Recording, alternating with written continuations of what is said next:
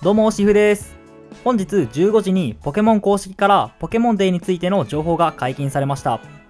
その詳細を皆さんにもお知らせするとともに、過去のポケモンデーで発表された情報を紹介していきます。今回のポケモンデーの流れとしては、2月27日のポケモンデーに向けて毎日日替わりでイベントが発表されます。本日2月21日はポケマス EX のイベントが開催となっており、その他明日22日にはポケモンソード&シールドのイベント、23日にはポケマゼのイベント、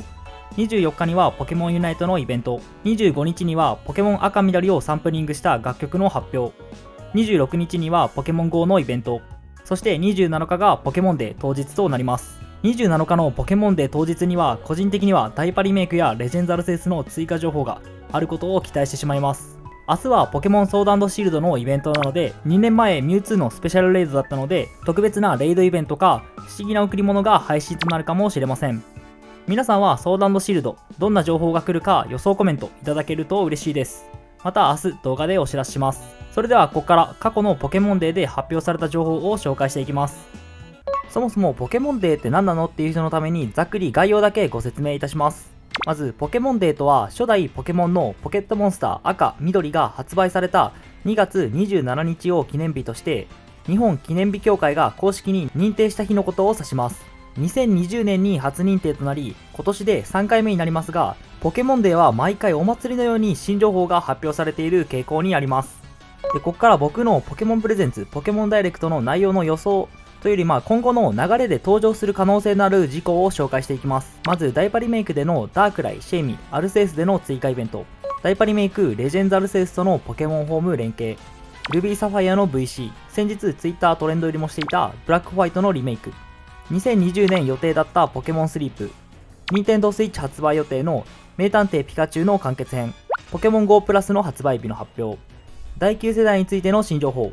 劇場版ポケットモンスターの新作、ポケモンレジェンズアルセウスの追加ダウンロードコンテンツなどが予想されています。ちなみにポケモンプレゼンツとポケモンダイレクトの違いはこのようになっていて、ポケモンプレゼンツとはポケモン公式 YouTube から配信となり、メインシリーズ以外のスピンオフの情報が多く発表される配信イベントで、ポケモンダイレクトが任天堂 YouTube から配信となり、メインシリーズの発表が主になっています。例を挙げると、ポケモンソード&シールドの追加ダウンロードコンテンツである鎧の孤島や冠の雪原はポケモンダイレクトで発表されました。それではここから過去のポケモンデーで発表された情報について紹介していきます。昨年2021年2月27日のポケモンデーでは、夜中0時に日付変更と同時にポケモンプレゼンツがありました。内容は新作ポケモンレジェンドアルセウスの発表や、ダイパリメイクブリリアントダイヤモンドシャイニングパールの発表、ニューポケモンスナップの最新情報や、ソード&シールドでの巨大マックスピカチュウのレイド、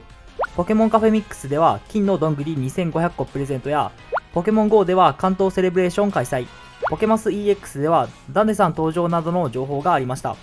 他にもポケカなど25周年記念イベントが多く開催されました。昨年の25周年記念イベント一覧は概要欄に記事を貼ってますので、興味のある方そちらを見てみてください。次に2年前、2020年2月27日のポケモンデーでは11時から配信で発表がありました。ポケモン総選挙2020年の結果発表や、第8世代の幻のポケモンザルードがポケモンデーで発表されました。また2020年のポケモンデーでは朝からも速報があり、朝9時からソード&シールドでのミュウツーのスペシャルレイドが開催されたり、初代御三家のレイドが開催されたりしました。他にはポケマスにレッド、ポケモン GO ではとんがり帽子のピカチュウが出現などのイベントがありました。またポケモンデーの翌日の28日朝にはオハスタにて